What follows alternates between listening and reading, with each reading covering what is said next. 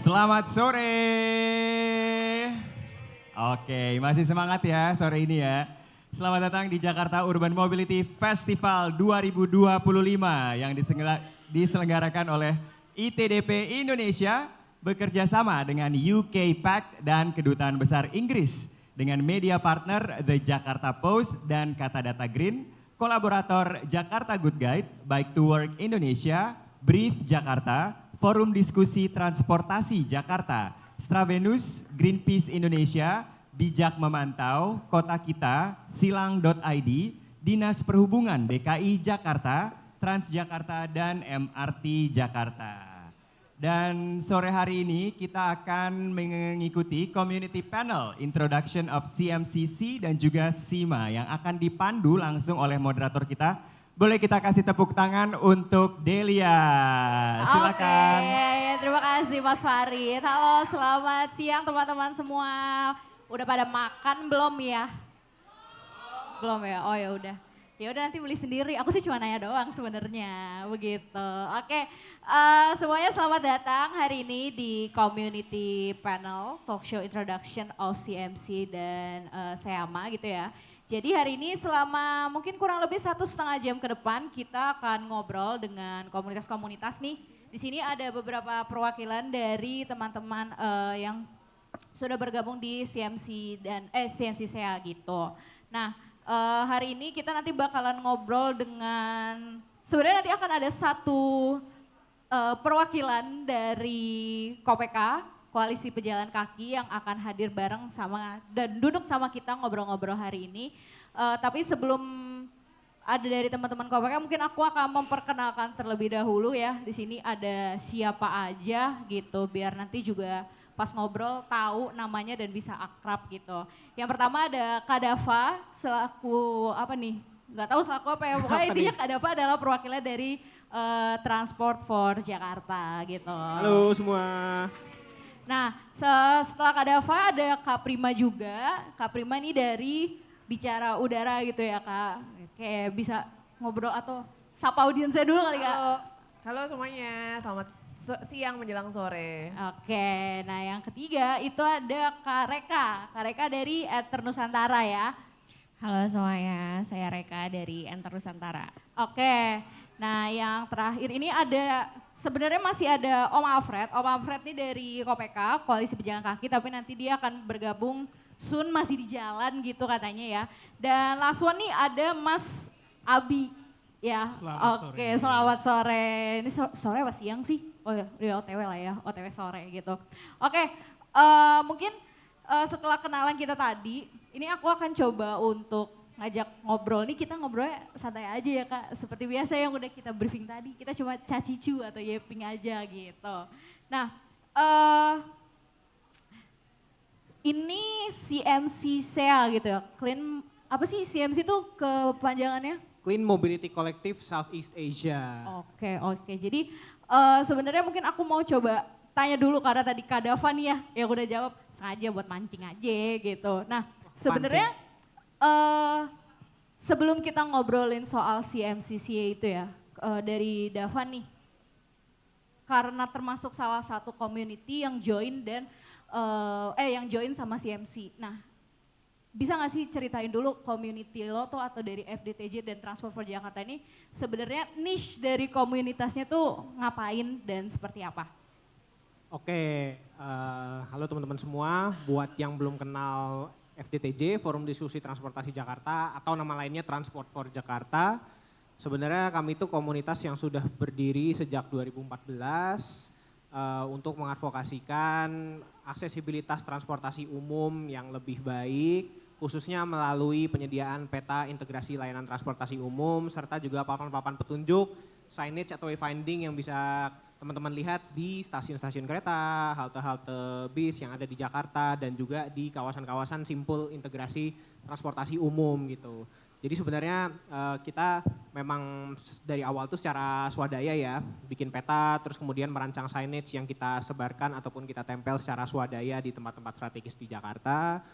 Kemudian beberapa tahun berjalan, inisiatif kami ini disambut baik oleh beberapa pemangku kepentingan seperti dari Dishub ataupun Pemprov DKI Jakarta, kemudian dari operator-operator transportasi umum yang ada di Jakarta, baik itu MRT, Transjakarta, LRT dan lain-lain. Dan kemudian produknya kita kembangkan hingga sekarang menjadi peta integrasi transportasi umum yang dapat teman-teman lihat di halte-halte dan stasiun-stasiun, begitupun juga dengan papan-papan petunjuk yang standar desainnya itu sudah resmi teman-teman. Jadi sudah tertuang di keputusan Gubernur nomor 31 tahun 2022 di Jakarta, itu sudah resmi di halte-halte di stasiun-stasiun itu standar dari wayfinding dan petanya itu kami yang rancang bersama juga dengan ITDP Indonesia sebagai yang juga tuan rumah acara kita pada hari ini gitu. Kita kolaborasi dan bisa kita resmikan sehingga teman-teman bisa nikmati sampai sekarang. Termasuk di booth FDTJ yang hari ini masih digelar di acara JWMF 2025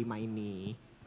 Oke, berarti dari Transport for Jakarta atau FDTJ ini adalah community yang sebenarnya punya niche dalam konteks transportasi atau bisa dibilang kayak ya menggerakkan audiens lah ya buat bisa lebih involved dan juga attach dengan transportasi umum. Nah, kalau untuk yang satu lagi ini ada satu komunitas yang sebenarnya namanya tuh udah niche banget, Bicara Udara. Asik, Bicara Udara. Oke, dari Kak Prima boleh dong Kak, kalau Bicara Udara tuh sebenarnya community-nya tuh lebih niche kemana gitu. Ya pasti udah niche ke udara sih ya. Terima kasih. Perkenalkan, nama saya Prima. Jadi sebenarnya Bicara Udara adalah NGO, Yayasan Udara Anak Bangsa yang mengadvokasi kebijakan pengendalian pencemaran udara di Jabodetabek. Ada slide-nya enggak? Aku ada hadiah sih.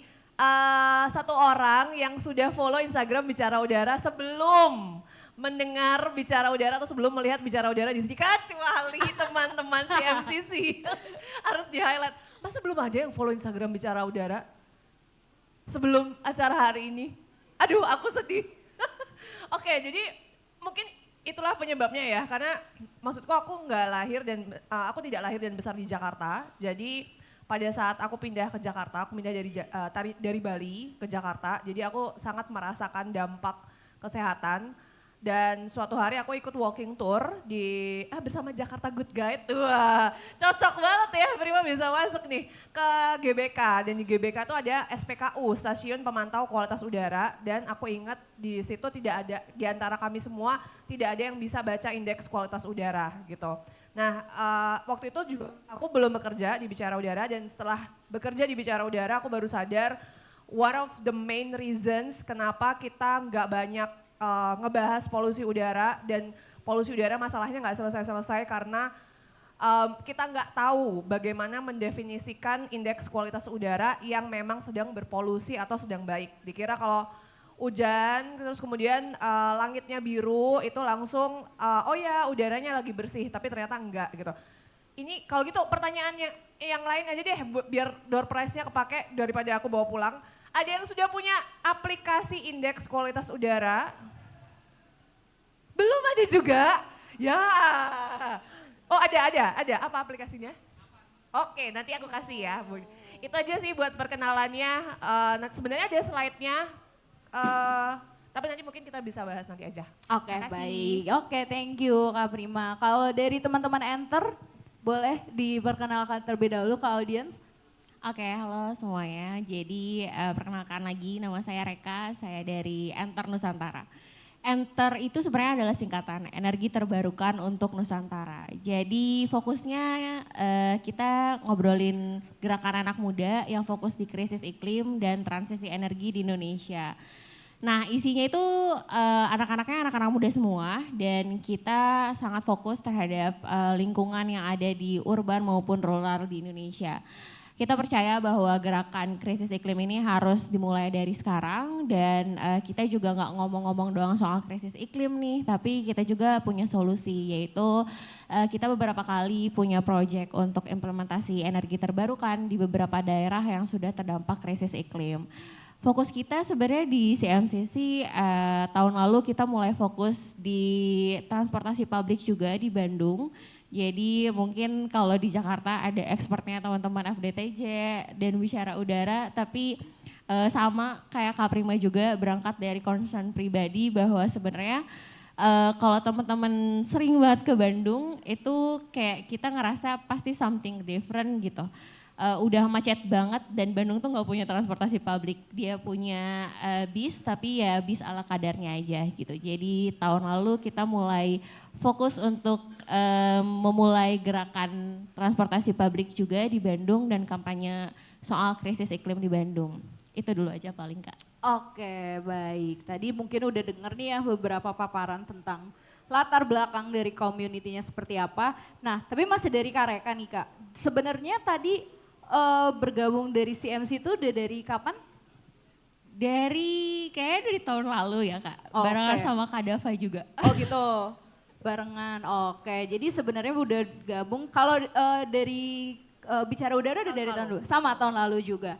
Oh gitu. Nah, jadi tuh sebenarnya kalau misalnya mau tahu CMCC tuh lebih ini kan ada 3 community yang sebenarnya niche-nya berbeda-beda gitu ya. Tapi sebenarnya kurang lebih punya satu irisan yang sama, yaitu adalah pengen coba untuk membuat mobilitas dan udara di Jakarta atau mungkin di Indonesia ya lebih secara spesifik itu bisa lebih baik gitu loh. Nah, jadi sebenarnya tuh CMCC ini nih spesifiknya atau bisa dibilang tuh ya spesifiknya tuh ingin ngebahas apa sih, ingin mau mencoba menggerakkan apa sih gitu. Mungkin dari Kak Reka dulu aja, nggak apa-apa. Oke, jadi tahun lalu sebenarnya kita Enter Nusantara tergabung dalam kolektif ini punya mimpi bahwa gerakan anak muda, kita punya banyak banget teman-teman yang suka naik sepeda, suka naik bis gitu. Terus kita juga tahu bahwa sebenarnya emisi yang dihasilkan oleh kota-kota besar, apalagi misalnya di Jakarta itu sangat signifikan gitu. Apalagi maksudnya fokus Enter sendiri memang kita pengen mengkampanyekan isu krisis iklim dan gimana sih caranya nge-deliver supaya isu ini tuh bisa dekat banget sama anak muda. Lalu kayak kita belajar soal ternyata di Jakarta kalau kita ngobrolin soal krisis iklim, hal yang paling bisa orang relate itu bisa dimulai dari transportasi publik. Nah dari situ kita mulai punya jaringan nih, kayak dikenalin dari satu jaringan ke jaringan lain. Dulu tuh kita fokusnya, kita pernah bikin soal nge-track berapa sih emisi yang dihasilkan oleh paket gitu. Paket delivery misalnya saya kayak, boleh sebut merek gak? Kayak misalnya Oren misalnya. Nah kalau misalnya toko Oren itu berapa sih kira-kira emisi yang dihasilkan dalam satu paket gitu. Kita waktu itu pernah ngitung kayak gitu. Nah awal mulanya sebenarnya geraknya tuh di situ dan alhasil jaringannya menjadi luas gitu. Kita disatukan oleh perkumpulan di Southeast Asia di beberapa negara yang sebenarnya waktu itu Enter di-invite untuk yuk kita gathering yuk gitu. Kita gathering ngobrolin permasalahan yang ada dan kira-kira sebenarnya apa sih yang dilakuin sama Enter dan punya concern apa nih soal transportasi publik atau misalnya align gak sih dengan net zero emission yang kita pengen coba reduce bareng-bareng. Nah akhirnya pertemuannya itu pertama kali Enter join sebenarnya kalau nggak salah itu 2022 dulu. Terus abis itu ke tahun berikutnya di 2002 berapa yang kemarin tuh? 2024 ya? Yang Filipina itu 2024. 2023 kayaknya. Oh di Filipina 2024 Oh, ya? 2023 Thailand ya? 2024 ketemu lagi di Filipina untuk ngobrolin hal yang sama lagi dan lebih serius lagi sampai akhirnya ya kita punya jaringan yang di Indonesia gitu. Mungkin lebih lengkapnya lagi bisa di... Iya boleh, kalau dari Mas Dava ada mau tambahan, go ahead silakan. Jadi mungkin aku akan tarik sedikit ke belakang ya konteksnya. Jadi Clean Mobility Collective itu adalah sebuah kolektif atau perkumpulan komunitas-komunitas, organisasi-organisasi yang cakupannya itu global, tapi punya tujuan yang sama, yakni pengen membuat kota-kota di dunia ini jadi lebih sehat, bahkan bebas dari emisi khususnya dari bahan bakar fosil gitu ya. Kemudian bisa membuat mobilitas yang dilakukan oleh warga kota itu baik transportasi maupun logistik, transportasi orang maupun logistik ya, itu bisa lebih inklusif, bersih dan juga aksesibel gitu. Jadi Clean Mobility Collective ini sebenarnya awalnya itu global, baru kemudian mereka berekspansi ke regional Jadi ada CMC US, ada CMC di India gitu. Kemudian sekitar tahun 2023-2024 itu mulai dicetuskan Clean Mobility Collective Southeast Asia. Kalau keterlibatan FDTJ sendiri itu sebenarnya waktu itu singkatnya kita dikontak oleh salah satu pencetusnya Clean Mobility Collective Southeast Asia ya, yang dari Filipina itu ICSC. Intinya dia adalah institut yang bergerak di bidang iklim dan keberlanjutan sustainability. Kemudian ICS ini ke Jakarta sempat ngobrol-ngobrol dan keliling-keliling dengan FDTJ dan mereka cukup kagum ternyata tentang apa yang sudah FDTJ lakukan dengan peta dan signage di Jakarta. Kemudian ketika mereka merintis CMC Southeast Asia gitu dan kebetulan tahun 2023 juga ada CMC Global Meeting yang diadakan di Thailand, itu FDTJ sudah ikut dan ketika di Filipina tahun 2024 itu meeting ya sudah lebih solid ya teman-teman yang di Southeast Asia gitu. Untuk totalnya sekarang itu selain dari Indonesia dan Filipina itu ada dari Vietnam, dari Thailand, Malaysia dan juga Singapura yang ikut gitu. Nah dan kemarin ketika libur lebaran kita sebenarnya juga CMC Global tuh mengadakan global meeting di India dan dicetuskan lagi satu kawasan baru. Jadi CMC ini akan melakukan ekspansi ke Amerika Latin. Jadi sekarang ada tadi US, Eropa, kemudian India, Asia Tenggara dan sekarang itu mau ekspansi lagi ke Amerika Latin. Jadi mereka lagi-lagi bergeraknya beda-beda ya, ada yang fokusnya ke transportasi umum, ada yang bersepeda, ada yang udara bersih ataupun transisi energi kayak bicara udara dan juga Enter Nusantara gitu. Ada juga bahkan dari Thailand yang mengadvokasikan gimana sih mobilitas untuk orang-orang lanjut usia itu bisa lebih baik gitu, aksesibilitas untuk orang-orang lanjut usia gitu, itu ada FOPDEV dari Thailand yang memperjuangkan itu gitu. Nah terus kemudian dari beberapa agenda yang sudah dibicarakan di CMC Global itu kita ada agenda 3 tahunan yang kemudian memungkinkan kita bekerja sama secara global tapi juga di sisi lain memperhatikan bahwa setiap kawasan tuh beda-beda gitu. Kayak misalnya kalau kita tadi melanjutkan omongannya Mbak Reka tentang delivery ya, tentang logistik. Jadi ternyata teman-teman di Amerika dan Eropa itu mereka sudah bisa mikir gimana caranya last mile delivery atau kasarnya ngirim paket itu bisa lebih sustainable gitu. Apakah bisa misalnya menggunakan truk-truk yang lebih ramah lingkungan atau deliverynya menggunakan sepeda atau bahkan kita bisa nyusun satu hub di tengah kota jadi itu dijadikan pusat untuk orang-orang bisa ngambil paketnya sendiri ke situ naik transportasi umum begitu.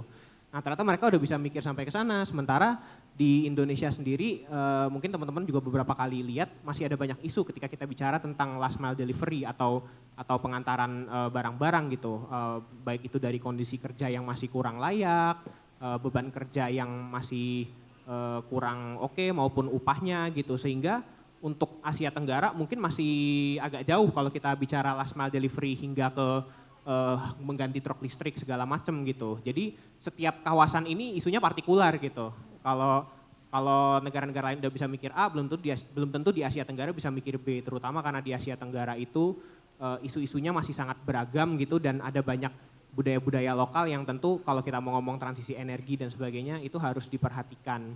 Ya, jadi itu menjadi salah satu keunikan maupun tantangan ya bagi Clean Mobility Collective khususnya di Southeast Asia, di Asia Tenggara dalam menjalankan dan memulai keberadaannya gitu.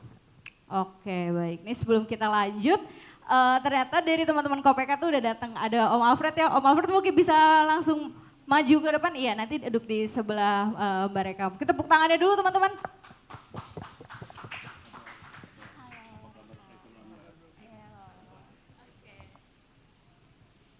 Iya.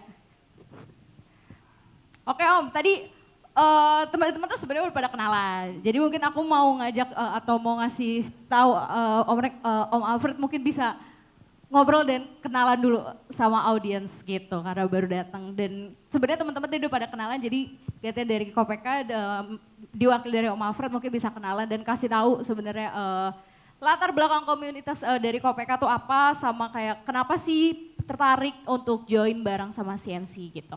Silakan. Iya, selamat sore. Assalamualaikum warahmatullahi wabarakatuh. Yang pertama, nama saya Alfred Sitorus dari Kopeka. Mohon maaf, saya terlambat karena harus dari Cisadane ya. Tadi ada kegiatan arung jeram sama adik-adik sekolah gitu. Jadi di sini itu yang mensuplai Kopekanya. Jadi itu. Kopeka, kenapa Kopeka, bukan KPK ya, kalau KPK nanti jadi salah kaprah gitu ya. Tapi padahal sama juga koalisi pejalan kaki juga. Kenapa? Sebenarnya di latar belakangi ada 7 perjaka, bias gender ya, yang menginisiasi awalnya karena nggak ada perempuan masalahnya. Jadi saya sebutkan, jadi emang jujur aja, jadi bias gender karena tidak ada. Harusnya urusan yang seperti ini harusnya ada pelibatan perempuan di situ karena segala urusan itu tidak hanya semua laki-laki. Yang pertama itu kenapa ini lahir karena kami awal-awal menginisiasi Car Free Day itu di 2002 yang lalu. Saat ini virusnya sudah kemana-mana dan kami yakini, saya kira itu sudah selesai karena semua kegiatan Car Free itu kan sudah didelivery ke pemerintah tuh ya. Jadi udah setiap kota kabupaten, oh mau kemana, mau ke Car Free Day, pokoknya jadi sudah jadi habit gitu. Nah kita yang bertujuh ini latar belakangnya berbagai macam pekerjaan masing-masing namun ternyata nasibnya sama. Pengguna angkutan umum tapi untuk first and last mile-nya itu nasibnya sama. Jadi sebenarnya itu yang melatar belakangi awal-awal dan juga kota-kota seperti Jakarta pada saat itu trotoarnya masih kayak zaman jahiliyah gitu ya. Jadi belum antara trotoar yang bikin kita celaka atau orang lain yang bikin kita celaka gitu. Jadi antara itu. Jadi yang pasti pada saat itu yang benar ya, apa yang dikatakan oleh orang-orang gedongan gitu, jalan kaki itu orang miskin gitu. Pada saat itu kan selalu gitu ya. Padahal sekarang berjalan kaki itu seakan-akan sesuatu yang mahal gitu. Iya kan, apalagi orang-orang kaya kan dituntun untuk berjalan kaki karena punya jantung, stroke dan yang lain-lain gitu ya. Padahal diminta untuk jalan kaki karena Anda perlu berapa step, 10 ribuan step setiap hari gitu. Jadi sebenarnya mobilitas yang paling low cost itu ya jalan kaki kan sederhana ya gitu. Anda mau kemana, Anda memiliki kendaraan yang puluhan miliar, tapi begitu Anda turun dari kendaraan kan Anda tetap berjalan kaki. Kan. Sederhananya untuk mendefinisikan itu kan seperti itu gitu ya. Jadi Anda memakai sendal yang 15.000 sama halnya dengan orang yang menggunakan kendaraan supercar yang harganya 15 miliar gitu ya. Tapi ketika Anda di dalam kendaraan kan Anda dibutuh konsentrasi di dalam kendaraan. Tapi kalau berjalan kaki, Anda masih bisa modus kan, gitu ya. Apalagi berjalan di trotoar, ketemu masih bisa ini ya. Bukan ini ya catcalling ya, tapi paling tidak bisa modus lah. Wah ini masih, apalagi ketemu teman. Jadi sebenarnya mendefinisikan hal yang sederhana sebenarnya kalau sekarang ini kan seakan-akan berjalan kaki itu definisinya ribet sekali gitu, tapi ya kita jalanin aja deh gitu, jalan kaki aja kemana-mana. Jadi itu. Dan yang paling penting adalah jadilah bagian dari kontrolnya tadi. Gitu. Jadi di situ kehadirannya koalisi pejalan kaki, kalau datang bawa poster ke jalanan supaya nggak ditanyain polisi, ini demo ya enggak. Kami itu tamasya trotoar. Gitu. Itu termasuk kayak salah satu campaign gitu ya, campaign dari Kopeka itu sendiri? Sebenarnya enggak, ini lebih kepada menjawab agar enggak ribet sama polisi, itu aja sebenarnya. Ya. Harus bikin surat perizinan, keramaian dan yang lain. Kalau tamasya kan enggak perlu kan. Jadi kita tamasya tapi ada edukasinya gitu. Jadi salah satu jadinya akhirnya jadi campaign gitu. Nah di situ dan campaign yang sebelumnya lebih ekstrim lagi yaitu tiduran di trotoar kan sampai dibantingin helm, mungkin Bapak Ibu rekan-rekan sudah ini, tapi ya itu hal satu contoh yang sekarang dicontoh oleh rekan-rekan yang badannya gede-gede itu di trotoar tuh. Sekarang Anda lihat tuh yang yang konten, tapi saya kira mau apapun itu, mau mencari cuan apapun itu, tapi mereka ada menyisipkan edukasi di situ gitu ya. Dan itu bagian dari bagian dari revolusi mobilitas yang saat ini bisa diproteksi gitu ya. Siapa lagi kalau bukan ada mereka gitu ya. Jadi saya kira itu, dan koalisi pejalan kaki saat ini sudah kurang lebih 13 tahunan ya, dari tahun 2011 yang lalu, dan ada kisah pilu sebenarnya yang meniatkan kami untuk melanjutkan KPK ini, yaitu tragedi Tugu Tani. 22 Januari kenapa kami jadikan sebagai Hari Pejalan Kaki Nasional? Ya sebenarnya bukan merayakan ya, masa nyawa melayang dirayain kan nggak mungkin juga gitu ya. Jadi di situ, dan kami memperingatkan bahwa peringatan 22 Januari sebagai Hari Pejalan Kaki Nasional, dan itu menjadi momentum bagaimana angka fatalitas itu bisa dikurangi di Indonesia gitu. Itu salah satunya, dan itu sebenarnya hal yang paling kecil yang diisi oleh koalisi pejalan kaki dalam isu mobilitas di perkotaan. Jadi berpikirnya sederhana, urusan impact-nya biar orang yang menilai, bukan kami yang menilai. Saya kira itu. Oke, tapi mungkin tadi udah termasuk menjelaskan ya terkait peran dari koalisi pejalan kaki itu seperti apa.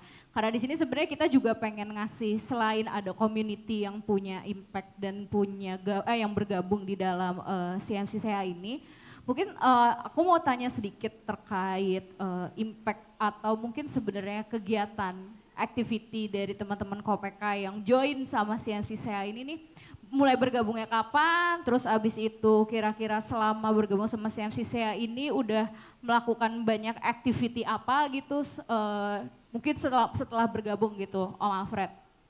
Ya sebenarnya ketika KPK bergabung di CMC-SEA sebenarnya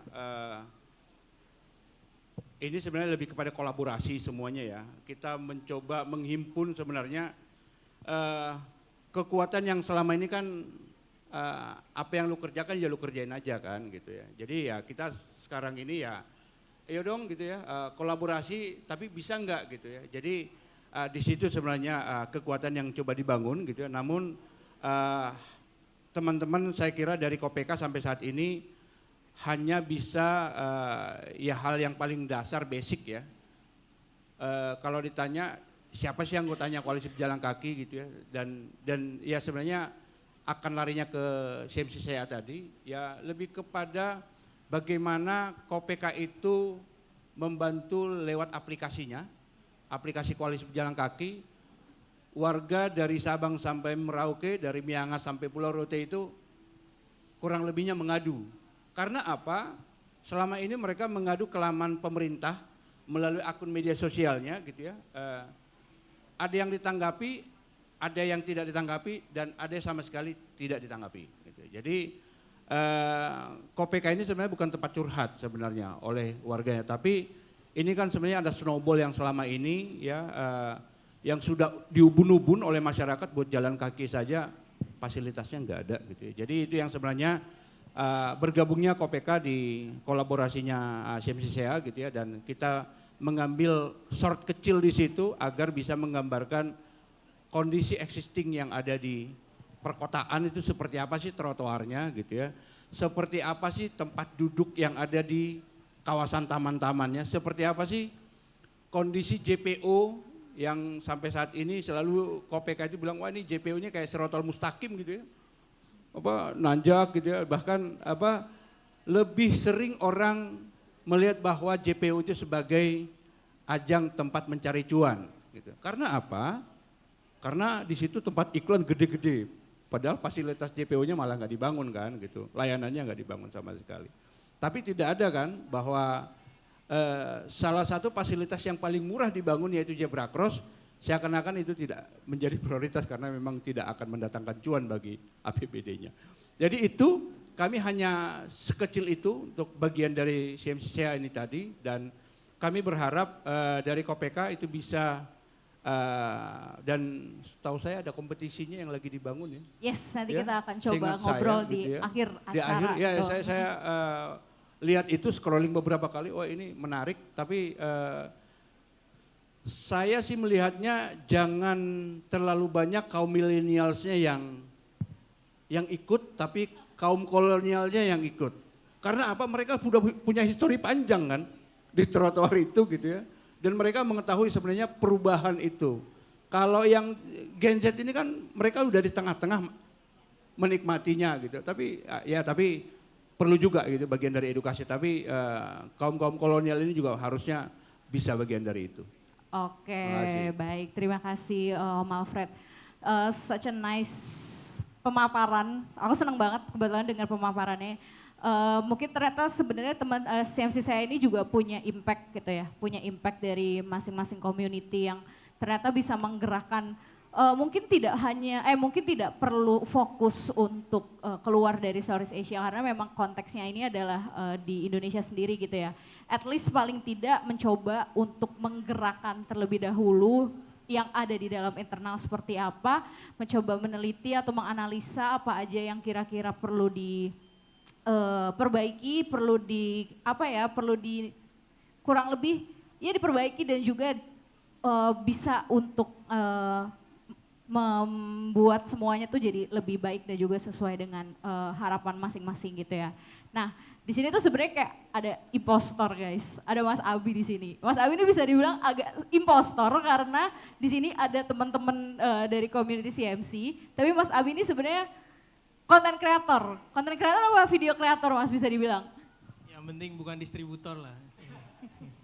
Oke, yang penting bukan distributor. Nah, Mas Abi ini sebenarnya kalau aku perhatiin suka, ya seperti biasa suka main di stasiun, terus habis itu main di beberapa halte gitu ya Mas. Main di stasiun tuh kayak gimana? Main di stasiun gimana ya, kayak nontonin kereta gitu loh. Kayak biasanya kan para rail fans kan suka kayak gitu ya, datang ke stasiun kayak kemarin tuh waktu di kota ya, waktu di kota ngerayain 100 tahun KRL. Di Jakarta, KRL listrik di Jakarta, iya. Nah, Mas Abi ini sebenarnya kalau misalnya tadi dengar beberapa pemaparan dari teman-teman itu, dari Mas Abi punya insight nggak sih Mas? Bukan insight atau kayak bagaimana Mas Abi sebagai seorang video kreator, terutama kreator yang suka banget naik transum, yang suka banget dengan, ya sebenarnya dari suka naik transum itu kan juga punya banyak banget impact yang besar terutama untuk environment, untuk lingkungan gitu ya. Nah Mas Abi tuh punya semacam komentar atau mau menanggapi gak sih dari teman-teman ini? Ya, terima kasih. Selamat sore teman-teman, nama saya Abi. Saya rutin membuat konten tapi sebetulnya bukan konten creator yang teman-teman bisa bandingkan dengan video profesional atau orang-orang yang memang sudah ahli gitu ya. Saya cuma, prinsipnya sederhana, saya cuma suka cerita pengalaman. Kebetulan saya lahir di Jakarta, besar di Jakarta, secara literasi besar gitu, dan kerja juga di Jakarta. Jadi sehari-hari saya memang berinteraksi dengan kota ini gitu. Dan sejak 2016 saya mulai rutin upload di sosial media, di channel YouTube saya, kemudian berkembang ke Instagram. Tapi kalau merefleksikan apa yang tadi teman-teman sudah sampaikan dari Bung Alfred, dari Kopeka, teman dari CMC dan CMCC juga, sebenarnya aku ini refleksi dari penerima manfaat yang teman-teman sudah lakukan. Jadi kalau boleh dibilang aku nih adalah orang yang merasakan dampak dari inisiatif yang sudah dilakukan oleh teman-teman komunitas di sini. Karena kalau teman-teman lihat 2016 sampai sekarang Jakarta khususnya spesifik kota kita perubahannya kan signifikan dan itu memang salah satu yang membuat aku tertarik untuk menceritakan pengalamannya lewat platform digital. Dan dari situ sebetulnya insight yang bisa aku kasih sebetulnya sederhana sih, kalau kita memang peduli sama kota kita ya aku mencoba untuk menceritakan itu lewat cerita-cerita yang sederhana di media yang memang dilihat orang. Tapi bukan untuk terkenal atau untuk dapetin benefit secara material dari situ karena sejujurnya nggak ada juga sih. Yang ingin aku harapkan adalah suatu saat nanti arsip dokumentasi yang aku buat di sosial media itu bisa jadi cerita yang menarik untuk dibandingkan 10, 20, 30 tahun mendatang. Aku pernah diundang sama Dinas Perpustakaan dan Arsip DKI Jakarta. Di situ dikasih lihat konten kreator Jakarta dari tahun 60. Kenapa aku bilang content creator? Sebetulnya bukan content creator, mereka hanya petugas arsip. Tapi nggak ada YouTube, nggak ada internet, nggak ada media yang bisa menyampaikan perubahan kota kita. Padahal di situ ada blueprint Monas, di situ ada desain Jagorawi, di situ ada konsep kota barunya Kebayoran dan lain sebagainya yang mereka tulis dan mereka buat sebagai sesuatu cerita untuk diungkapkan di kemudian hari. Dan ketika aku ngelihatnya di tahun 2020-an, menurut aku wah ini cocok banget nih.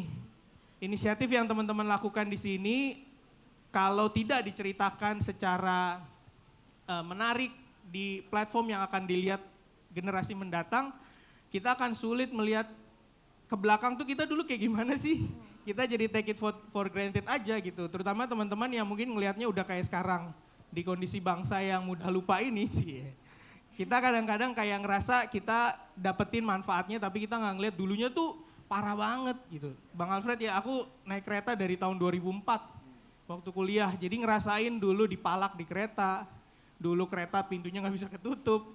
Boro-boro transportasi publik jalan kaki aja udah serem gitu ya. Udah nggak ada yang namanya trotoar selebar sekarang. Tapi dengan inisiatif sekali lagi yang teman-teman lakukan di sini menurut aku ini jadi suatu trigger buat aku untuk secara konsisten ceritain itu lewat cerita di media. Background sinematografi bukan videographer, tapi aku cuma suka menceritakan apa yang aku lihat sehari-hari lewat kacamata aku dan aku bersyukur sampai 2025 ini cerita aku yang aku dapetin sebagai manfaat dari teman-teman inisiatif yang teman-teman kerjakan itu bisa ngejangkau banyak orang sih, itu sih. Oke, jadi sebenarnya ternyata ngerasain juga ya secara nggak langsung impactnya gitu loh. Meskipun memang tujuannya luas, targetnya luas, bukan hanya Mas Abi aja gitu ya, tapi ternyata Mas Abi sendiri juga punya atau merasakan bahwa oh ternyata nih secara nggak langsung impactnya ada gitu loh. Iya. Tapi yang benar-benar pernah Mas Abi rasain tuh apa sih? Subjeknya mungkin kayak 1 atau 2 hal gitu lah. Kalau sekarang kita ngomongin soal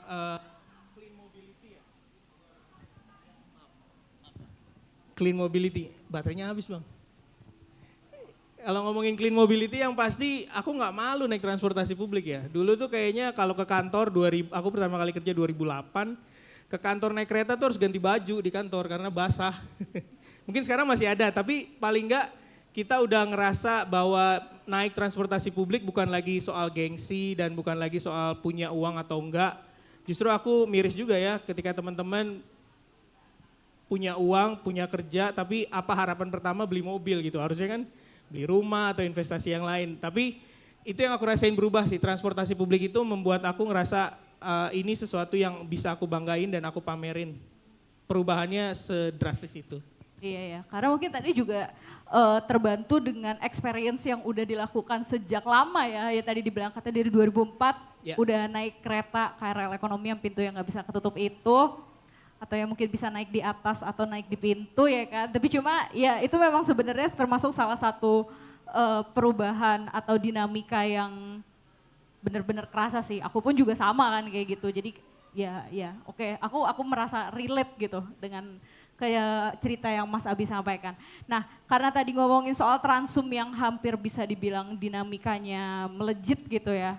Pasti kan salah satu yang mempengaruhi dengan hadirnya Transum ini adalah kualitas udara yang semakin membaik gitu. Kak Prima mungkin aku mau coba kasih tahu gitu kan, ketika udah mulai banyak nih teman-teman dari transport dan juga salah satu inisiatif dari teman-teman Enter untuk membuat sebuah blueprint untuk menciptakan energi terbarukan gitu kan. Nah sebenarnya teman-teman dari Bicara Udara nih menanggapinya seperti apa ketika udah ada cara tersebut gitu kan, karena itu kan pasti secara nggak langsung juga mempunyai impact terhadap teman-teman Bicara Udara untuk menanggapinya gitu ya. Dan apakah sebenarnya teman-teman dari Bicara Udara itu juga punya blueprint sendiri gitu loh, terlepas dari mungkin tadi ada dari teman-teman transport dan juga teman-teman KOPK yang secara nggak langsung sebenarnya eksistensi mereka itu membantu untuk mengurangi emisi karbon juga, terutama either itu di Indonesia ataupun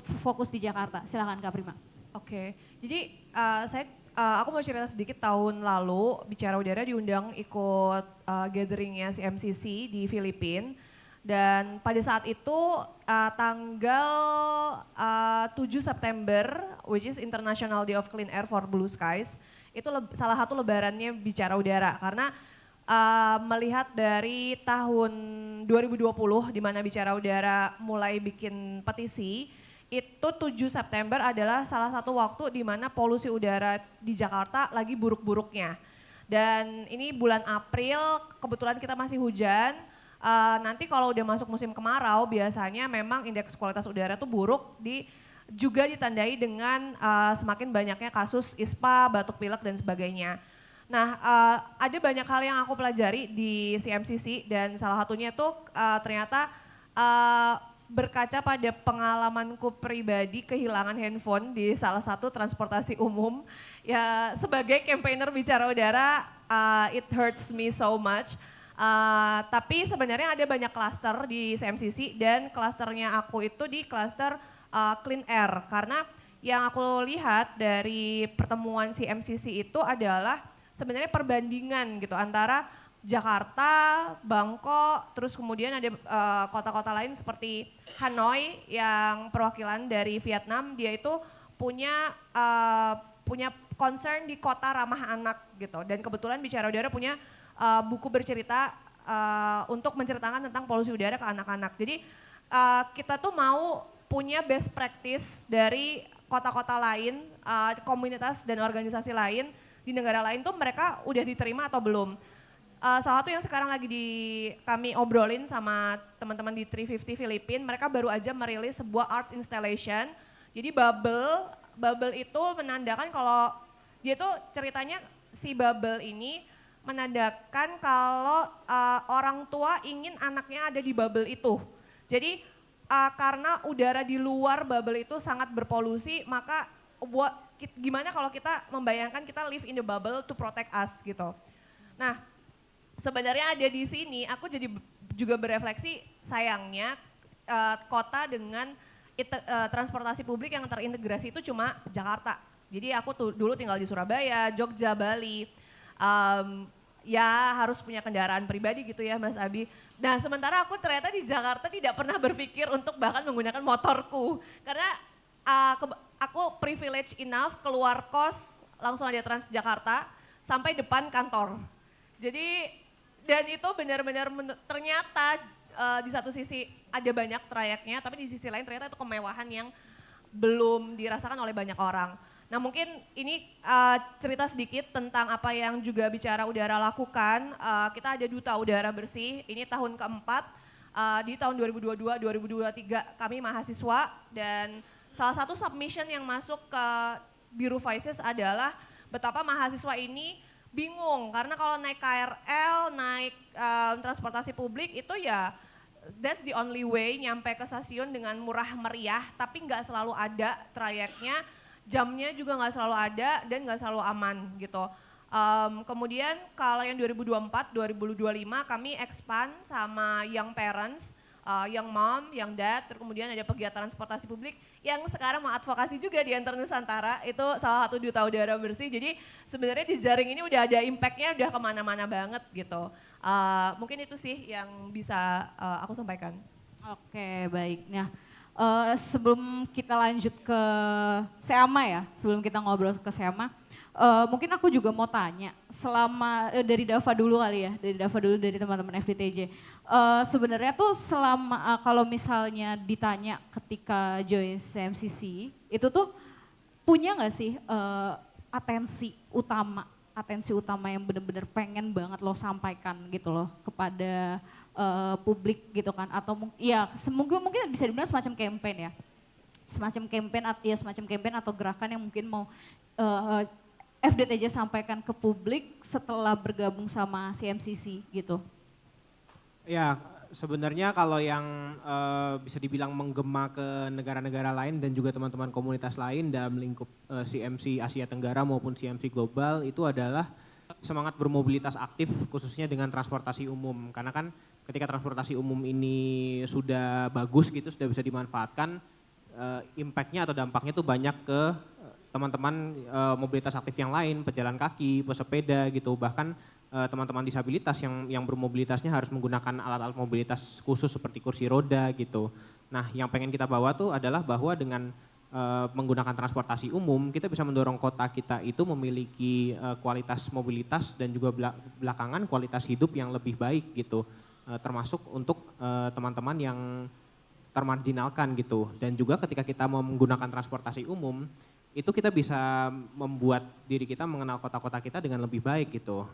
Saya pernah dengar beberapa teman yang cerita ya bahwa mereka tuh nggak bisa nyetir ataupun bawa motor gitu, tapi banyak teman-temannya yang kagum karena mereka tahu jalan banyak banget. Kalau nggak bisa nyetir tapi tahu jalan sih gitu. Terus jawabannya ternyata adalah ya karena gue sering pakai transportasi umum gitu. Ketika gue pakai transportasi umum, gue jadi tahu trayek-trayeknya, gue jadi hafal kota-kota gue itu gimana gitu. Jadi tahu jalan, tahu banyak daerah dan segala macam gitu. Nggak terkungkung di daerah tempat tinggalnya atau tempat kerjanya aja gitu misalnya. Dan hal ini juga sebenarnya yang ketika aku bawa ke panggung CMC Global kemarin itu ternyata cukup membuat kagum teman-teman, khususnya teman-teman dari Eropa dan Amerika misalnya. Karena ketika kita kembali lagi bicara ke peta transportasi umum atau signage, papan petunjuk transportasi umum, itu di negara-negara yang sudah lebih maju seperti Eropa, negara-negara Eropa atau misalnya kalau yang dekat dengan kita Singapura gitu. Itu adalah hal-hal yang bisa dibilang sepele gitu, dianggap sepele oleh warganya gitu, take it for granted gitu. Karena pasti kalau ada jaringan kereta ya akan ada informasi yang memadai gitu. Ternyata mereka baru tahu bahwa di banyak negara lain termasuk dalam hal ini Indonesia dan Jakarta, bahkan peta itu sebelum ada perjuangan dari teman-teman civil society, teman-teman masyarakat sipil, madani, termasuk juga FDTJ dan juga mungkin ITDP, KOPK dan teman-teman lain, hal-hal seperti ini tuh informasi-informasi seperti itu tuh belum disediakan oleh para pemangku kepentingan, oleh para operator. Katakanlah Transjakarta punya peta, ya dia bikin peta sendiri gitu. Komuter lain, dia bikin peta sendiri gitu. Kemudian tidak ada informasi lebih lanjut ketika kita keluar stasiun misalnya atau keluar halte, bagaimana kita bisa melanjutkan perjalanan baik dengan moda lain ataupun misalnya kita pengen berjalan kaki gitu, kira-kira jalan kakinya enak lewat mana dan jaraknya ke suatu tempat itu berapa meter gitu, itu tidak ada informasi yang memadai. Baru kemudian setelah perjuangan dari civil society di Jakarta beberapa tahun terakhir gitu, bertahun-tahun terakhir, baru informasi-informasi seperti itu lebih tersedia gitu. Dan ternyata fakta sejarah ini banyak membuat teman-teman di CMC kagum dan karenanya kita pengen membawa bahwa dengan transportasi umum ini jadi lebih aksesibel dan lebih banyak dipakai, kita juga bisa membuat kota-kota kita lebih baik secara langsung maupun secara tidak langsung gitu.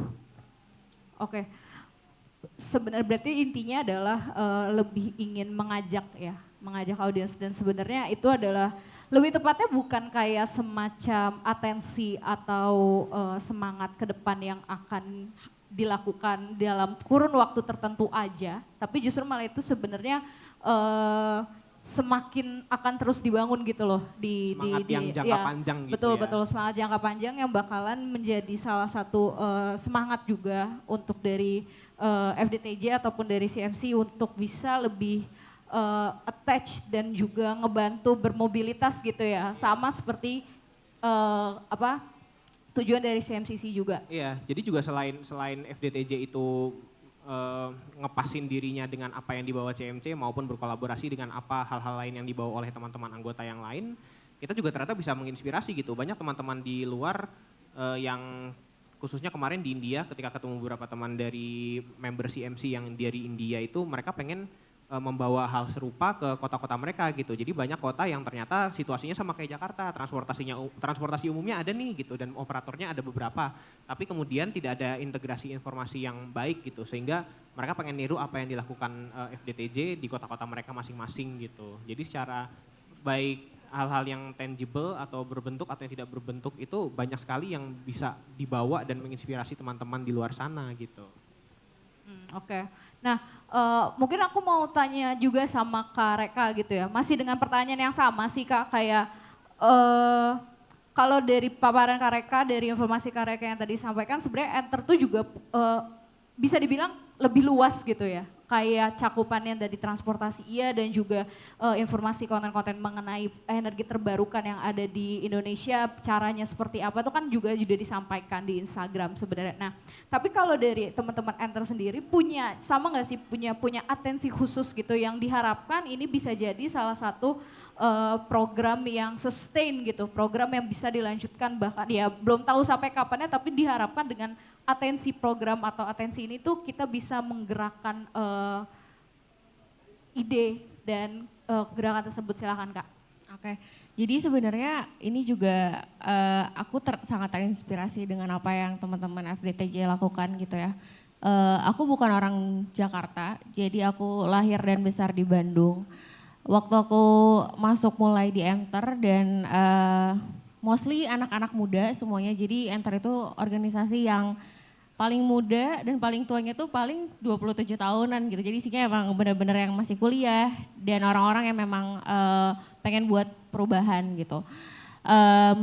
Berawal dari keresahan masing-masing. Jadi waktu itu ketika misalnya teman-teman CMCC kayak ngasih kesempatan gitu untuk kira-kira kalau Enter mau ngapain, kita berangkat dari masalah yang selama ini kita hadapi kayak anak muda zaman sekarang, apalagi misalnya kalau misalnya di Jakarta kita udah punya banyak privilege, punya transportasi publik gitu dan Enter tuh merasa bahwa di Bandung justru belum ada nih gitu dan kita tahu bahwa situasi iklim tuh udah sangat parah, terus berangkat dari kalau misalnya pulang ke Bandung semacet itu, terus memang beberapa kali Enter juga punya kegiatannya di Bandung, kita ngelihat bahwa kalau misalnya bikin kegiatan di Bandung tuh susah juga nih aksesnya gitu, apalagi misalnya apa sih kereta atau enggak paling travel kan yang bisa kita pakai ke Bandung. Tapi kalau misalnya akses untuk sehari-hari nih, apakah misalnya ada bisnya, tapi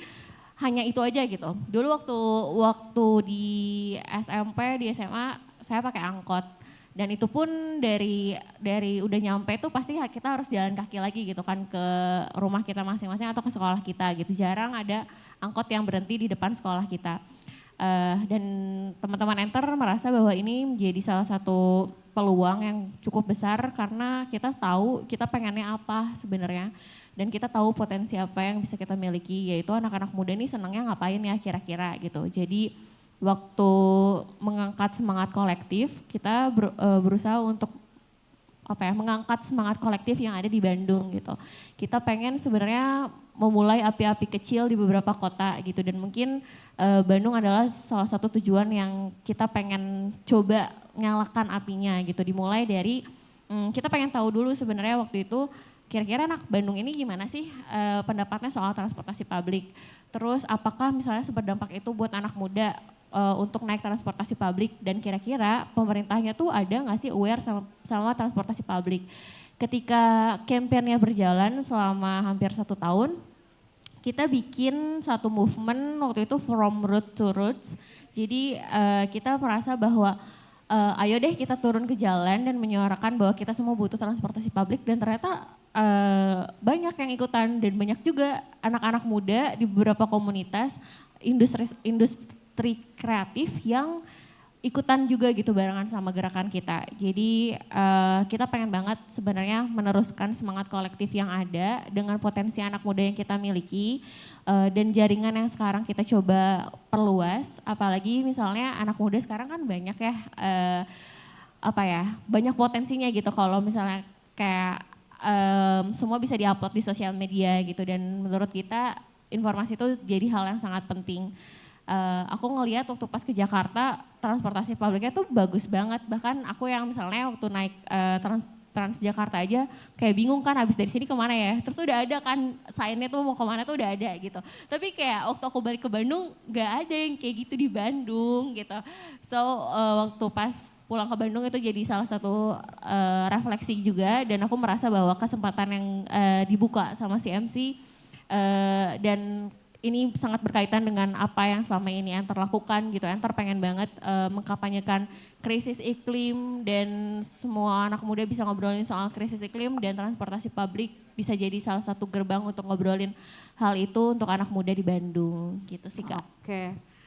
semangatnya lebih ini banget ya. Jadi pengen kelihatannya tuh jadi ingin untuk berusaha lebih menjangkau seluruh kota di Indonesia gitu kan. Karena mungkin ya salah satu benchmarknya adalah di Bandung. Tapi dengan apa yang udah kita, apa dari teman-teman Enter coba lakukan di Bandung itu semangatnya muncul lagi nih untuk bisa lebih expand ke kota-kota lain gitu ya. Nah Om Alfred kalau misalnya tadi dari Kopeka, kalau nggak salah pas di beberapa paparannya itu bilang kalau membuat aplikasi yang bisa ngasih laporan gitu ya tentang entah sarana atau sarpras pejalan kaki di kota-kota tersebut.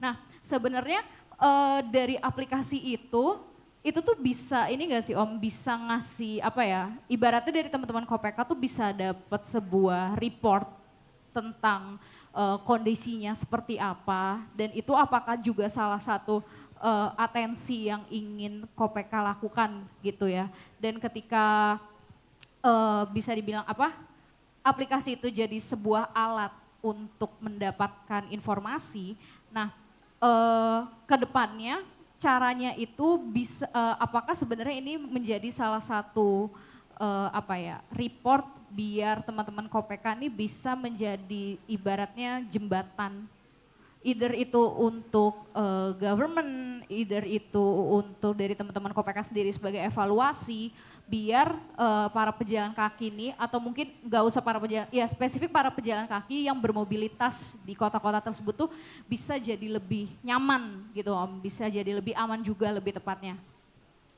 Iya, sebelum saya masuk ke aplikasi, saya mau coba ngomongin sedikit transport karena saya bukan orang transport. Sebenarnya gini, nah ini kan teman-teman sudah membanggakan di transportasi yang ada sekarang di Jakarta. Tapi harapan saya itu harusnya komplit gitu. Jangan setback gitu. Kenapa? Kalau kita hanya menggunakannya itu sudah dirasa, wah ini sudah terintegrasi, bagus dan yang lain-lain. Nanti teman-teman bicara udara ngomong lagi, ya sudah clean belum tuh? Udah clean belum? Ya, kalau masih tetap masih pakai solar dan yang lain-lain yang masih busuk kualitas BBM-nya, ya sebenarnya nggak komplit kita ngomongin transportasi berkelanjutan atau sustainable transport yang sekarang digadang-gadang di mana-mana gitu ya. Jadi saya kira itu. Dan yang kedua saya mencoba teman-teman membayangkan saya tadi dari Jasinga sampai ke sini berapa kali naik angkot, berapa kali naik KRL, berapa kali naik Transjakarta dan MRT. Ada yang bisa guess gak? Silakan Mas. Enggak, ini supaya bisa membayangkan betapa sulitnya orang yang dari Bogor kalau mau datang ke acara ini, ya. Dan kalau bisa dia nggak akan pulang lagi. Kalau mau ini mending dia nginap di sini sebenarnya. Coba ada yang saya dari Jasinga sampai ke sini berapa kali naik angkot dan berapa kali naik KRL? Silakan Mas. Saya sebelum ngomongin aplikasi. Ini menarik masalahnya karena kita mau ngomongin mobility ya. Perkenalkan saya Amri dari Rawamangun. Kalau zaman saya kuliah dulu itu ada angkot dari Jasinga ke Laladon itu dihitung 1, terus Laladon ke Stasiun Bogor 2, KRL sampai Cawang 3, terus lanjut busway sampai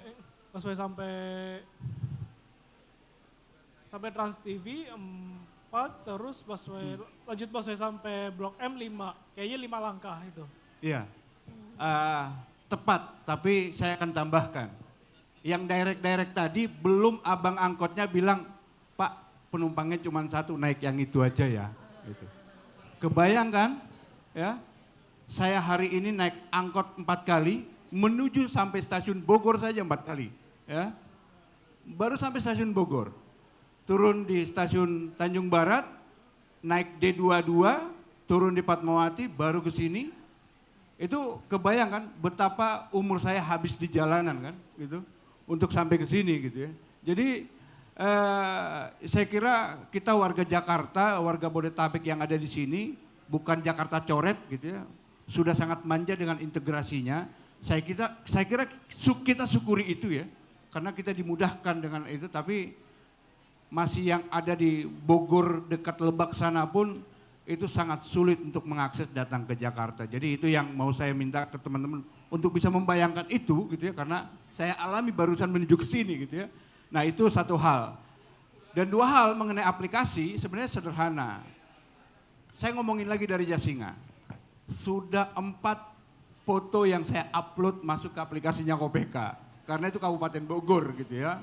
Apakah akan ditanggapi atau tidak kita akan tunggu saja. Karena biasanya akan sangat sulit sih. Karena kita tahu anggaran APBD daerah-daerah itu kan untuk membangun trotoar itu seakan-akan bukan jadi prioritas gitu ya. Karena memang bukan prioritasnya mereka. Karena tidak punya sense of crisis untuk membangun hal-hal yang bersifatnya itu untuk publik gitu ya. Tapi kalau untuk pencitraan seperti membangun jalan raya yang mulus gitu ya, yang tanpa ada hambatan, saya kira itu bisa lebih diutamakan. Jadi sebenarnya aplikasi Kopeka ini sudah banyak yang diminta oleh beberapa kota kabupaten agar mereka bisa langsung menanggapi sebenarnya. Kemarin di Jogja juga hal yang sama, Pemprovnya bilang bahwa kalau teman-teman di Kopeka ini bisa dan mau mengintegrasikan dengan kami karena banyak keluhan itu gitu ya. Pemprov Jogjanya sangat terbuka gitu ya. Saya kira ya silakan saja, itu kan aduan warganya bukan aduannya kami gitu ya. Silakan saja datanya disedot dan itu juga data bukan untuk konfidensial disembunyiin gitu, nggak perlu juga gitu ya. Kecuali ada hal-hal yang sifatnya konfidensial mungkin bisa diumpetin, tapi kan ini enggak. Itu adalah datanya publik, silakan dipakai, disedot saja datanya dan kami minta progresnya apa gitu. Sama halnya seperti Kota Depok di 2 tahun yang lalu gitu ya. Karena Kopeka itu membuat yang namanya rapor trotoar seluruh Indonesia. Gitu. Apa yang terjadi? Dinas PU, Dinas Bina Marganya ada di beberapa kota kabupaten meminta Kopeka untuk mendeklar kotanya itu rapornya berapa. Agar apa? Agar eksekutifnya itu bisa berantem dengan DPRD-nya. Gitu loh. Untuk meminta anggaran untuk membangun trotoar. Kalau nggak gitu, mereka nggak punya argumentasi kuat. Karena DPRD-nya bilang itu bukan prioritas. Tapi kalau sudah dipermalukan seperti anak-anak sekolah, Pak rapor kita merah. Gitu. Yang buat survei siapa? Warga. Jadi saya kira ini kan sebenarnya survei yang sederhana ya, karena apa? Kinerjanya pemerintah itu dibuatkan rapornya gitu oleh warganya gitu. Jadi saya kira karena ini kami update setiap tahunan, jadi ya kalau ada pembangunannya Pak, anggaran tahun ini untuk bangun fasilitas pejalan kaki berapa? Oh 20 miliar, oh ternyata ada progresnya. Seperti Jakarta, Jakarta itu masih punya target 2.600 km membangun trotoar ya. Itu komitmennya pada saat zaman Pak Jokowi Ahok menjadi gubernur pada saat itu. Jadi sampai saat ini ke zamannya Pak Mas Pram itu tetap Kopeka nagih itu, nggak nagih yang baru gitu.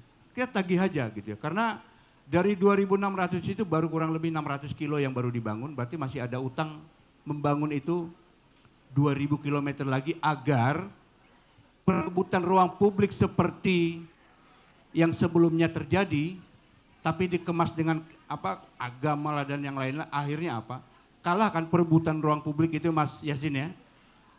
Kita pernah dengar adanya Citayam Fashion Week ya yang ada di kampung saya tinggal di Citayam masalahnya ya. Citayam Fashion Week itu kan sebenarnya bukan kegiatan untuk catwalk dan yang lain-lain. Itu kan sebenarnya lebih kepada berebut ruang publik masalahnya gitu ya. Karena ruang publik yang low cost gitu ya, yang murah gitu ya. Tidak perlu datang ke kebun binatang, ke taman mini, ke Ancol, menciptakan ruang-ruang publik yang memang bisa untuk satu kreasi gitu ya, dan juga jadi suatu tempat destinasi wisata lokal. Saya kira itu, namun ya akhirnya perebutan ruang publiknya kalah gitu ya, teman-teman pejalan kakinya kalah untuk saat ini gitu ya, dan sebisa mungkin ruang-ruang seperti kawasan Kendal itu diperbanyak di kota Jakarta gitu. Nggak apa-apa, jalannya kan ditutup, fungsi jalannya nggak berubah. Ya. Ya, tetap untuk orang ya. Jadi dengan membangun pedestrianisasi sebenarnya fungsi jalan nggak berubah. Beda hal fungsi jalannya dikasih untuk PKL ya, yang sebelumnya terjadi kan. Jadi fungsi jalannya akan berubah drastis gitu, perubahan fungsi jalannya. Jadi di situ kalau Kopeka melihatnya Kalau dari KPK ya sebenarnya kami sangat sederhana sekali untuk bisa melakukan itu dengan teman-teman di kota kabupaten agar aplikasi ini bisa terintegrasi karena sangat sederhana sekali. Diunggah oleh warganya, tinggal sedot datanya dan ada nggak progresnya. Sesederhana itu. Oke, berarti memang kerja dari dalam dan juga untuk bisa nge-approach dari dari wakil ya, bisa dibilang wakil rakyatnya kayak gitu. Nah, kalau tadi ngomongin soal dari dalam, Mas Abi biasanya kalau jadi seorang video kreator itu kan pasti juga kayaknya nggak akan munafik kalau ngelihat engagementnya juga ya Mas ya, gitu kan. Jadi ibaratnya engagement ini juga poin yang bisa kita gunakan untuk kita tahu nih metrik seberapa besar sebenarnya konten gue tuh punya impact gitu kan. Nah dari approach yang udah biasa Mas Abi lakukan terhadap konten-konten dari Transum atau naik bermobilitas lah ibaratnya gitu ya, bermobilitas menggunakan Transum atau apapun itu, sebenarnya Mas Abi tuh pernah ini gak sih, selain aku tahu pasti yang namanya bikin konten tadi untuk cerita gitu ya, untuk sharing ke teman-teman. Tapi pernah nggak Mas dalam Mas Abi ketika membuat konten tuh Mas Abi tuh punya satu objektif yang sebenarnya objektifnya tuh bener-bener kayak, ih gue pengen banget nih ngasih informasi. Gue pengen banget nih dari konten gue yang ini tuh gue bisa menggerakkan keinginan orang untuk lebih diganti lah atau lebih berubah lah mobilitasnya gitu. Atau memang sebenarnya dari semua konten yang ada itu objektifnya memang seperti itu gitu.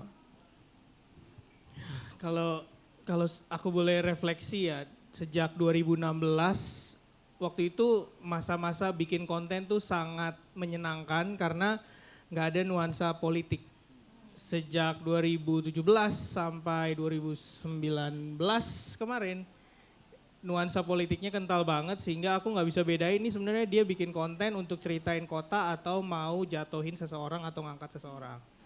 Itu yang membuat aku rada frustasi dan agak males bikin konten di masa itu karena pasti akan dihubungkan dengan situ. Tapi aku ngerasa memang ya itu adalah perjalanan dan dinamikanya gitu. Konten-konten sosial digunakan untuk berbagai tujuan.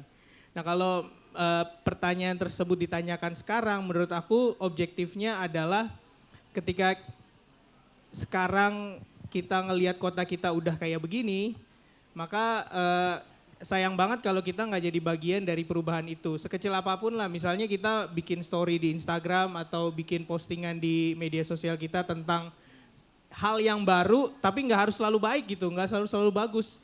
Kayak kemarin Depok bikin trotoar terus dikritik karena sepeda juga lewat situ gitu. Itu kan bisa dua sisi, ada yang positif ada yang negatifnya. Tapi kita bisa ngangkat itu jadi sesuatu yang membuka ruang diskusi lebih lanjut tanpa harus balik lagi afiliasi ke kelompok tertentu gitu. Tapi itu membuat cerita tentang kota jadi mendominasi media sosial, paling nggak di feed kita, di algoritma kita. Sehingga yang kita lihat bukan hanya sekedar sesuatu yang baik-baik aja, tapi sesuatu yang bisa mendorong orang juga untuk makin cinta sama kota kita. Mungkin terlalu idealis atau terlalu tinggi ya, tapi aku punya mimpi memang akan mudah-mudahan akan lebih banyak orang yang tertarik buat konten tentang Jakarta.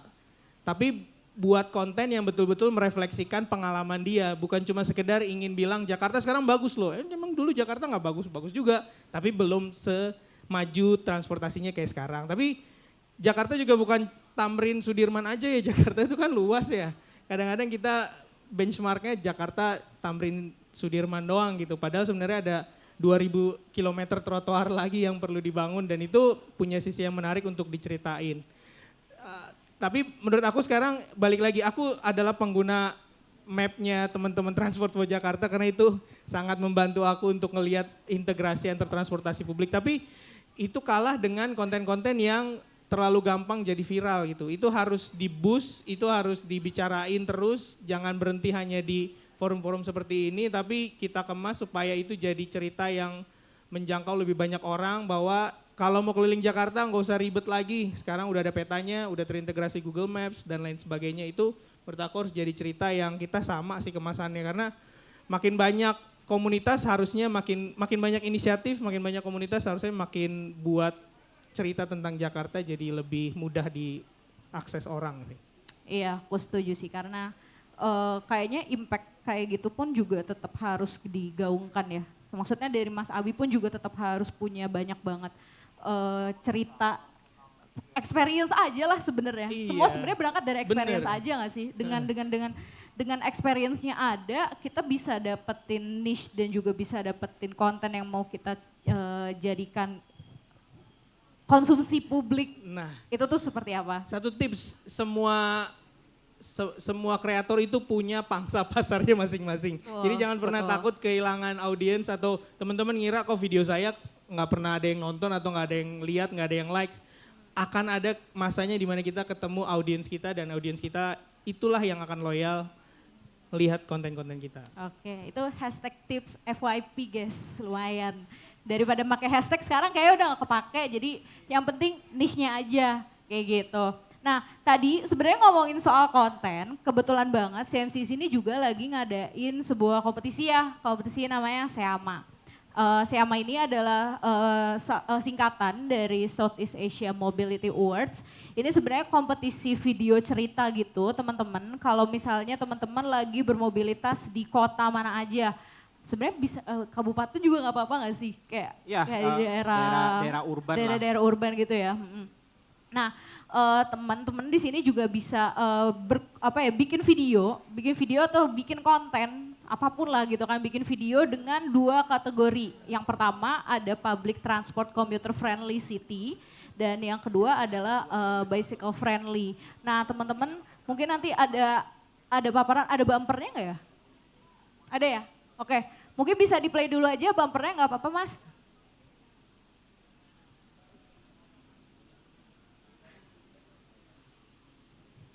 Nah, jadi nih sebenarnya teman-teman bisa ikutin SEAMA-nya. Dia cuma dan caranya tuh udah gampang banget gitu. Yang pertama tadi kan ada yang public transport friendly sama yang bicycle gitu ya. Nah, yang public transport friendly tuh ya udah kalian tinggal bisa pakai Transum aja. Nah, terus habis itu yang bicycle city mungkin menceritakan tentang pengalaman kalian bersepeda. Hadiahnya tuh lumayan. Kalau dirupiahin sebenarnya bisa buat bayar kos, guys. Kayak sebulan dong, bayar kos sebulan aja gitu kan, buat bayar kos. Jadi kayak ya lumayan lah, bisa diikuti juga dan teman-teman bisa juga mengikuti ini secara berulang. Jadi ibaratnya kayak tes jadi sosial media spesialis gitulah, bikin konten dan lain-lain segala macam. Kontennya itu juga bisa di-upload tiap hari kayak gitu. Jadi sebenarnya itu teman-teman bisa banget join SEAMA. Dan nanti kalau misalnya teman-teman mau tahu lebih banyak atau mungkin ada teman-teman di sini yang udah ikutan SEAMA. Ada orang intern Nusantara yang udah ikutan SEAMA. Oh gitu, siapa tuh? Nabila, Duta Udara Bersihnya Bicara Udara. Oh, oke. Oh gitu. Nah, nanti kalau misalnya udah bikin videonya, boleh banget datang ke boothnya FDTJ. Karena booth FDTJ ada kayak semacam freebies gitu buat teman-teman yang udah upload gitu. Nanti kita kasih freebies ya lumayan lah buat perintilan-perintilan ala Gen Z gitu kan. Nah, oke. Jadi itu sebenarnya SEAMA-nya. Tapi mungkin last one ya dari teman-teman sendiri. Harapannya tuh sebenarnya dengan obrolan yang udah kita kasih tahu tadi, obrolan yang udah kita bahas juga, harapannya ada nggak sih untuk yang pertama bisa membantu atau mungkin menggerakkan mobilitas orang-orang di Jakarta, di Indonesia dan lain-lain itu bisa lebih baik gitu loh. Karena kan dengan SEAMA itu tadi harapannya adalah kita juga bisa tahu gitu loh secara visual, oh ternyata tuh mobilitas orang-orang tuh seperti ini. Dan dengan visual itu kita juga bisa melihat kalau ternyata ini bisa jadi bahan bisa dibilang jadi bahan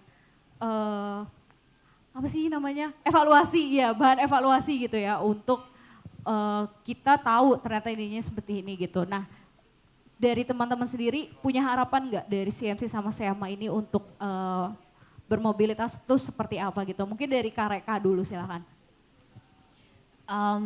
Kalau aku sih mau posisikan diri sebagai anak muda dan enter Nusantara gitu ya. Harapannya ke depannya sebenarnya bisa punya gerakan yang lebih masif lagi dan bisa mendorong setiap orang, khususnya anak muda, mau berbicara soal lingkungannya dan mau ngobrolin soal keresahan yang ada yang langsung berdampak ke dirinya masing-masing.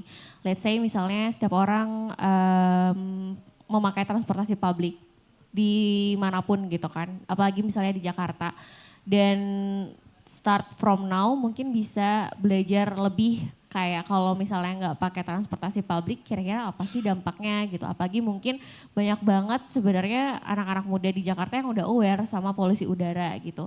Dan kalau misalnya polusi udaranya terus-terusan terjadi, kira-kira apa sih yang lebih worse lagi gitu, bahwa kita sekarang lagi ada di kondisi krisis iklim dan kira-kira apa yang bisa dilakukan sama anak muda gitu. Harapan kedepannya sebenarnya kita bisa sama-sama berkolektif gitu ya untuk memulai pergerakan yang minimalnya sebenarnya bisa nge-share informasi ke dalam circle terdekat kita. Dan aku tuh percaya sih sama gerakan sedikit apapun itu matters gitu. Jadi jangan sungkan untuk apa ya, kayak misalnya pesimis sama keadaan yang kayak nggak pernah baik, misalnya kayak tadi ya trotoarnya nggak pernah dibenerin gitu. Tapi ya kalau misalnya kita nggak ngomong terus-terusan juga ya tetap aja gitu kan. Jadi aku sih pengennya ke depannya nggak hanya enter aja dan nggak cuman mungkin teman-teman CMC yang ada di sini yang concern terus sama mengkampanyekan soal apa yang seharusnya kita dapetin gitu, hak apa aja yang seharusnya kita dapetin, tapi mungkin halayak luas yang ada di sini juga bisa mulai dari sekarang untuk bisa memulai perubahan dan gerakan yang bisa dibikin sama dirinya masing-masing. Itu aja sih paling Kak. Oke, kalau dari Kak Putri gimana Kak? Kalau terkait itu, terkait harapannya dengan ada CMC sama SEMA itu tadi gitu ya. Aku terakhir aja aku punya pantun. Oh, Asik. cuit banget punya pantun. Cuit. Boleh. Apa tadi katanya kamu punya pantun kan? Aku punya Iya, pantun. boleh silakan. Nanti. Oh gitu, oh Terakhir, jadi biar terakhir. cakep. Oke, baik. Berarti kalau gitu dari Dava dulu silakan. Oh boleh. Mungkin melanjutkan dari apa yang sudah disampaikan juga oleh teman-teman pembicara tadi, dari Om Alfred sampai Mas Abi juga. Aku mau ngutip kata-kata dari Pak Yusa. Pak Yusa ini Ketua Masyarakat Transportasi Indonesia Wilayah Jakarta ya. Sebenarnya beliau waktu itu pernah ngomong di satu kesempatan tapi ngena banget menurutku. Apa yang kita bisa nikmati di Jakarta hari ini adalah hasil perjuangan lintas SDM, lintas generasi, bahkan ya lintas waktu hingga puluhan tahun gitu. Mungkin apa yang kita bisa rasakan sekarang itu kalau dari segi transportasi umum mungkin bisa ditarik sampai ke ketika Transjakarta pertama kali beroperasi tahun 2004. KOPK dan juga mungkin ITDP Indonesia memulai kegiatannya lebih lama dari itu bahkan ya, sekitar tahun 2001-2002 gitu. Dan kemudian ada beberapa titik balik dalam sejarah bermobilitas aktif kita yang kemudian membuat kita pergerakannya bisa lebih terarah atau bahkan menemui arah baru, seperti KOPK menemukan titik baliknya ketika kejadian 22 Januari 2012 ya, ketika ada belasan pejalan kaki yang wafat di Tugutani karena ditabrak oleh seorang pengendara yang mabuk. Dan kalau teman-teman belum tahu juga, baru aja kemarin kita kehilangan seorang pesepeda di kawasan Sarinah yang ketika sedang bersepeda, jalur sepedanya diambil oleh satu unit taksi yang sedang berhenti, kemudian penumpang taksi itu membuka pintunya menabrak sang pesepeda, dan kemudian dari belakang ada motor yang melaju sehingga menabrak yang bersangkutan hingga wafat.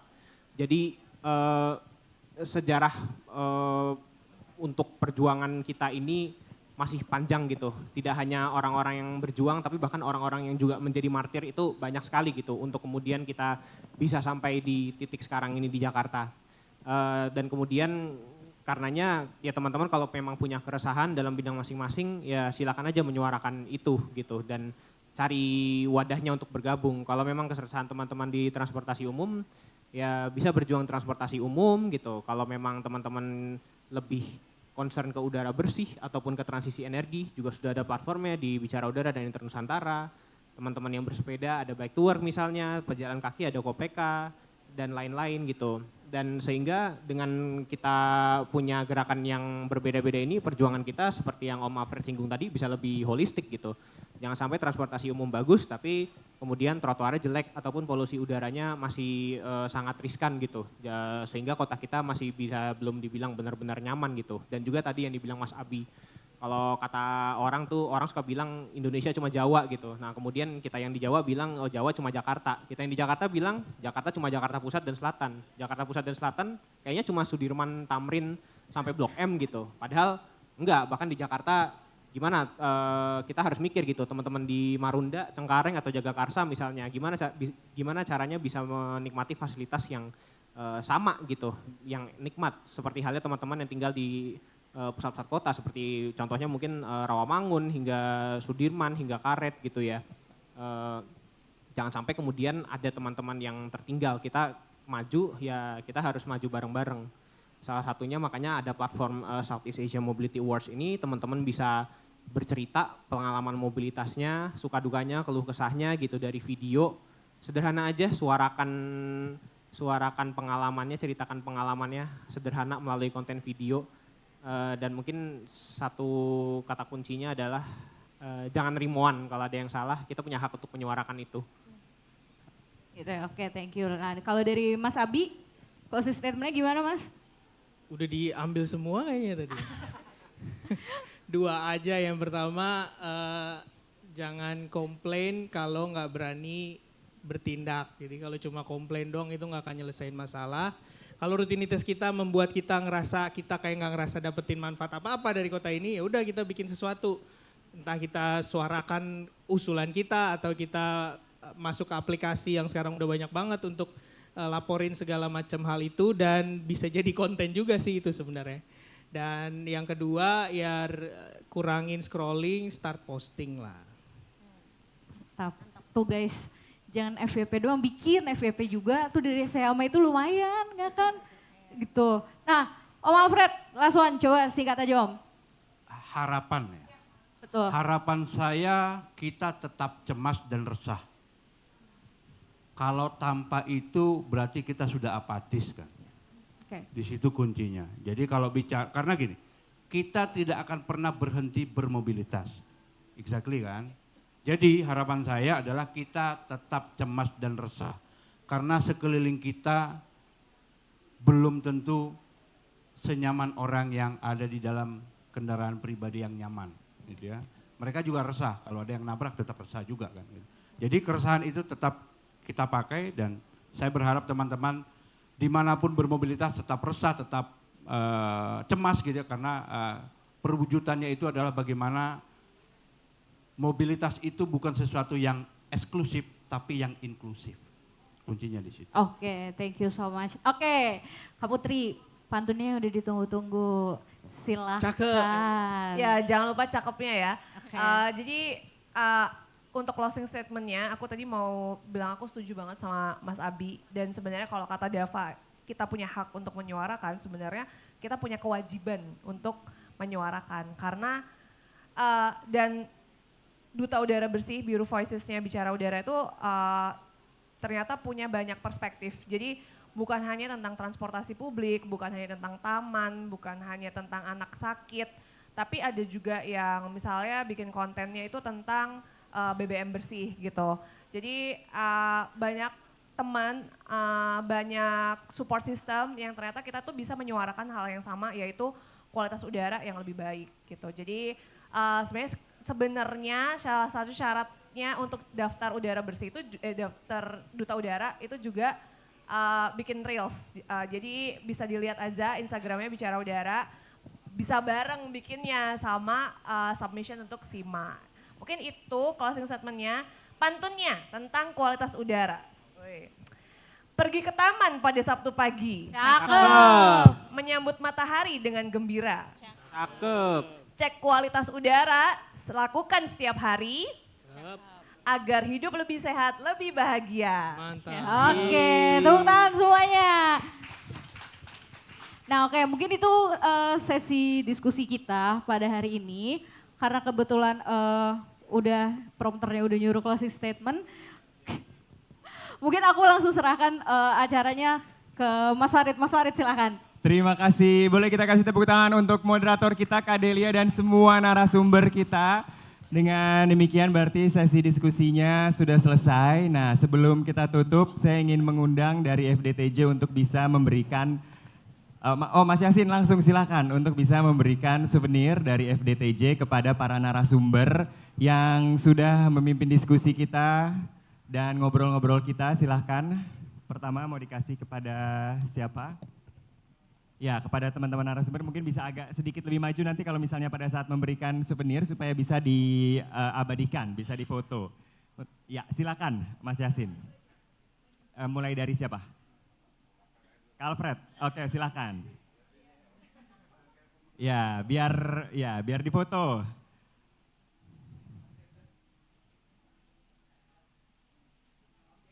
Oke, terima kasih Mas Alfred dari Koalisi Pejalan Kaki. Selanjutnya, oke, Kareka Maharwati dari Enter Nusantara, silakan. Terima kasih. Selanjutnya Kak Primadita Rahma dari Bicara Udara.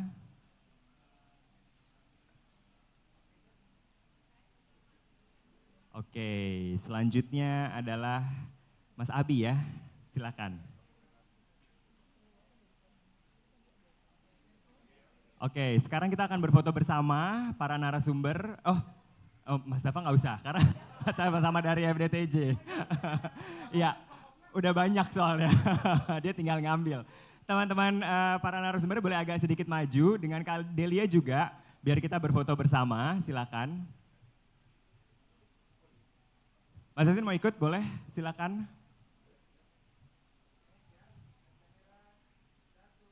Jangan lupa di tag ya di Instagram pakai hashtag JUMF 2025, biar semakin banyak yang tahu tentang festival ini.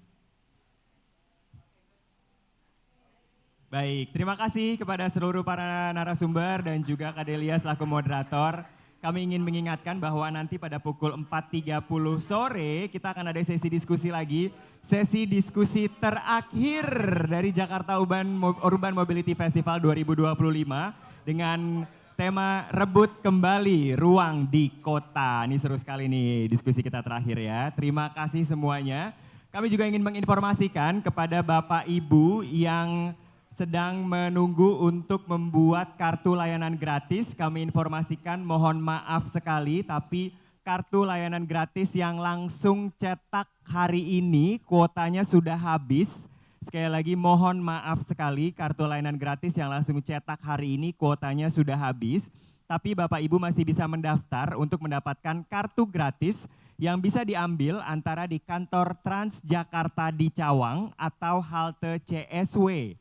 Nanti pada saat kartu Bapak Ibu sudah bisa diambil, Bapak Ibu akan dihubungi melalui WhatsApp ke nomor yang sudah didaftarkan. Dan jika Bapak Ibu masih punya pertanyaan, silahkan datang ke booth Bank DKI. Sekali lagi silahkan datang ke booth Bank DKI dan hubungi petugas Transjakarta. Baiklah, sekarang kita akan break dan kita akan bertemu kembali pada pukul 4.30 masih di Jakarta Urban Mobility Festival 2025. Terima kasih.